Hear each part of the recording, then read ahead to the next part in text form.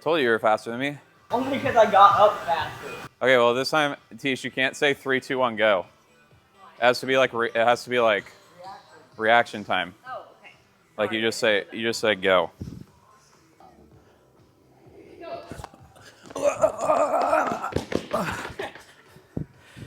Oh, one more.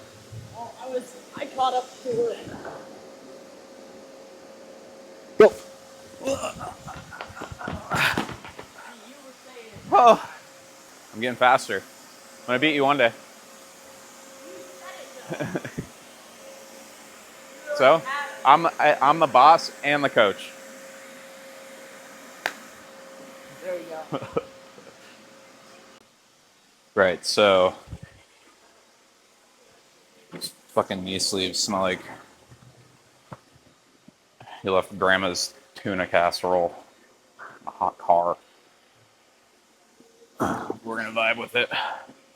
So we got clean pull plus full clean plus hang clean today. See what I can work up to today. I feel like pretty tired. Had three training sessions yesterday. Lift in the morning. I did some aerobic work on the rower, and then went for a run with one of my coaches in the afternoon. And yeah, legs are feeling a little tired, but be happy to hit like 255, 265 on this today.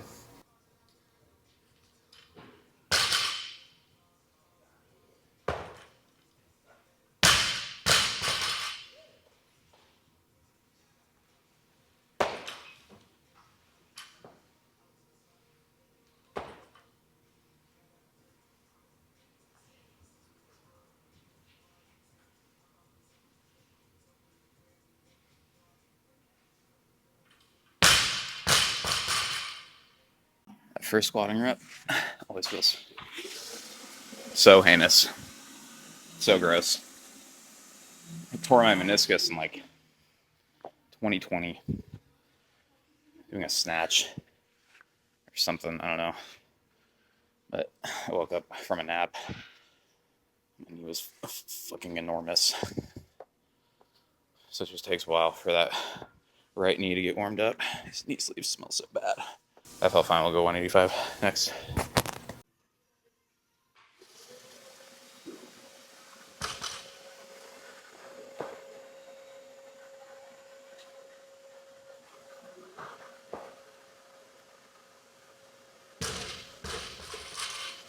So legs are still just getting warmed up. Squat felt better. Knee didn't hurt on that one, so that was good. Still not like snappy. So one of the other things I wanted to talk about. So there's three things I wanted to talk about today. Was rate coding, which kind of already went over, and then it's like spindle fibers and Golgi tendons complexes. When you look at the spindle fiber, those are muscle fibers within the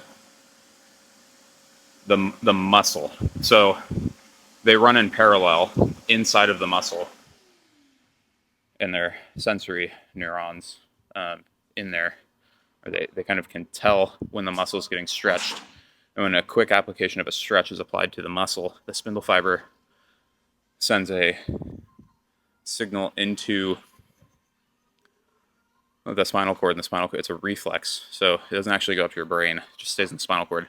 The spinal cord sends another signal back out to the antagonist muscle to relax and the agonist to contract to prevent a further stretch. So if you drop something, if you're holding your hand like this and someone drops something into your hand, the spindle fiber reflex happens. The lengthening of the bicep is detected. The spinal cord sends a signal to the bicep to contract to keep the bicep from lengthening further. And then it sends a signal to, in this case, the tricep, the antagonist muscle group, to prevent that from contracting, because you don't want the tricep to contract. So the tricep contracts, we get extension of the elbow. And so you're trying to just like catch something so that it doesn't fall, basically. And that's what the spindle fibers do.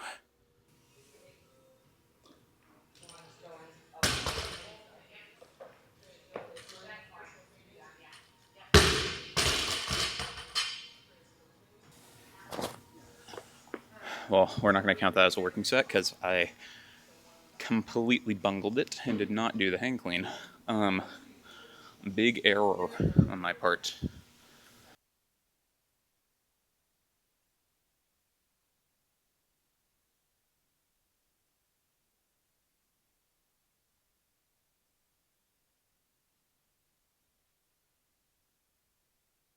All right, well, I hit the weight, but I did not record it, so I'll just do it again. I was hoping I could get up. Well, the goal was 255, I think 255, 265. 265 felt great, but it was not. I can hit 275 today. I'm not going to.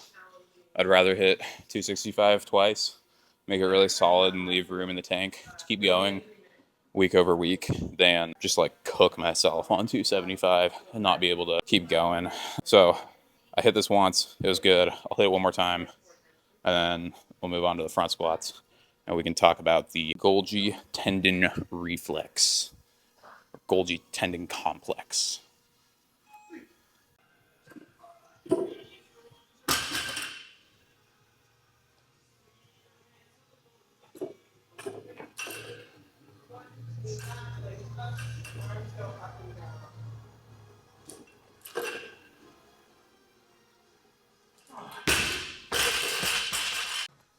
All right, fantastic example of rate coding on that first one.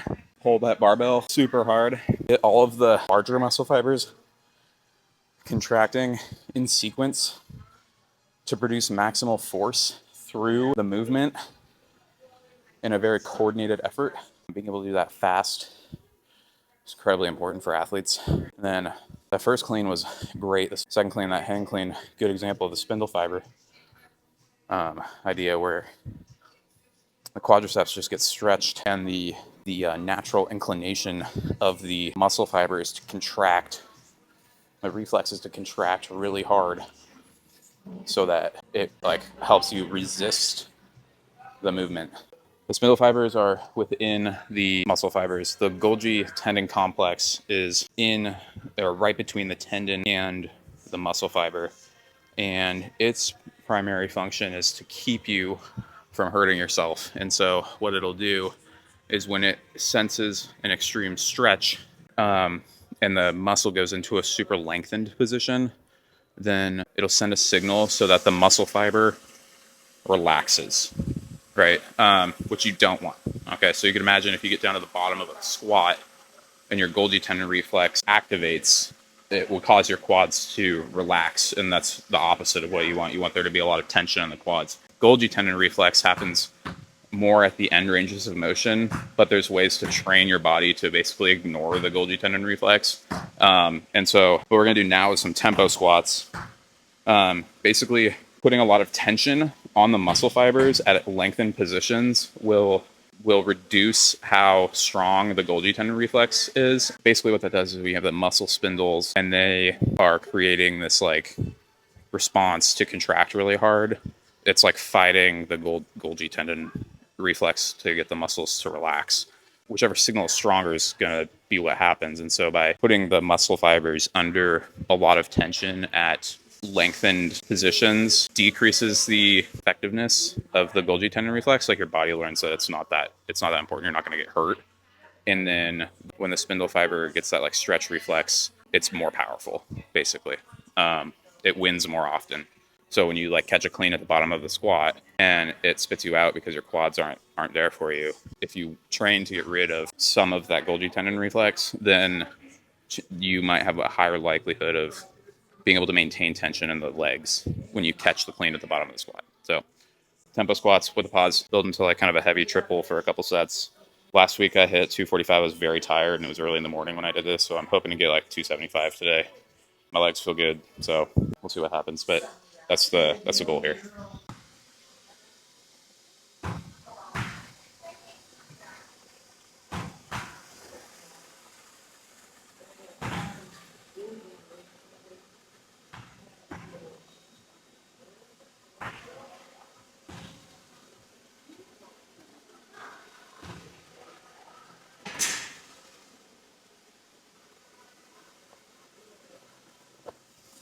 Cool, that feels really strong.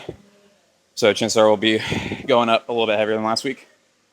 The other like underrated thing about, or it's not underrated, it's actually probably more commonly used in this context, is for tempo and pause squats, or really any kind of movement. Using tempo really enhances motor learning.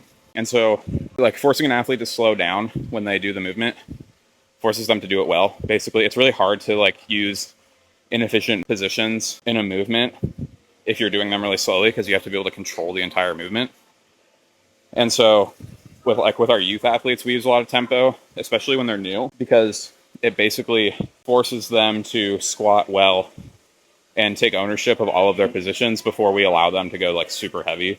For someone like me who doesn't need to do a whole lot of motor learning because the squatting pattern is like fine and I've done millions of squats, the main effect of the tempo is like time under tension, and then like helping reduce the Golgi tendon complex effectiveness so that I have more bounce and spring out of the bottom of a squat. Tempo doesn't have to be just for new athletes where you're trying to teach a motor unit recruitment or like movement pattern efficiency. It also can be used in advanced athletes to create a lot of time under tension. And then I think an added benefit, one that gets overlooked, is lowering the effectiveness of the Golgi tendon reflex. So we'll see 245 next. I think it was first set, so I got to do like 5. I'll do 245 for like 3 sets. Feel strong, and then I'll go up.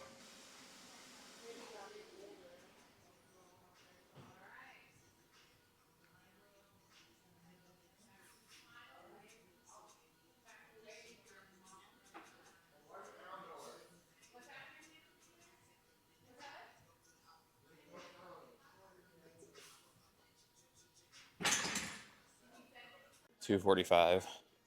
That was very strong. Hit it 3 times, like I said. I'm gonna try 260 for 1 set.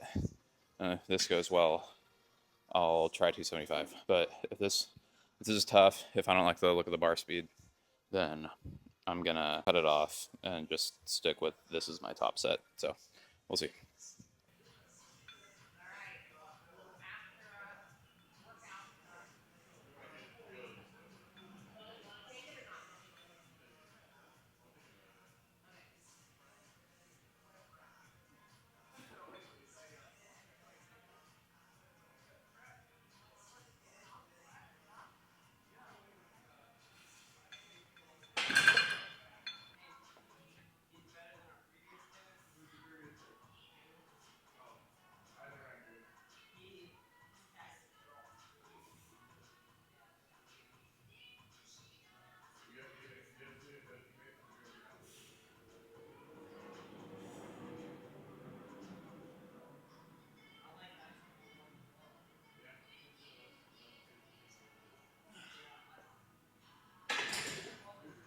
Okay, lost the quads a little bit on the third one. Might have been a little bit fast on the way down on the first 2 also. But honestly, with the amount of fatigue from yesterday and overall across the set, like the quality of the positions across like all of the sets, I'm pretty happy with that. Been trying really hard the last few years to not like chase a number every day in training, but just like give myself goals in terms of like a ballpark area that I know I should be hitting, and then just working on like really solid positions, like maximum intent, and standing up as fast as possible. My knee felt way better when I do this. It's just like a better approach to training for me. But honestly, like finishing a training session off with like really solid reps that were like really tough, but feeling like I can come back the next week and do more, has been a really good approach for me. And I think most people could probably benefit from doing that. I don't think there's an instance where there's a high amount of people that need to be just like ripping and trying to like hit PRs every time they're in the gym. So yeah, got RDLs to finish up with. I'll put videos in there of the RDL, but they're not, just a little bit of accessory work. So yeah.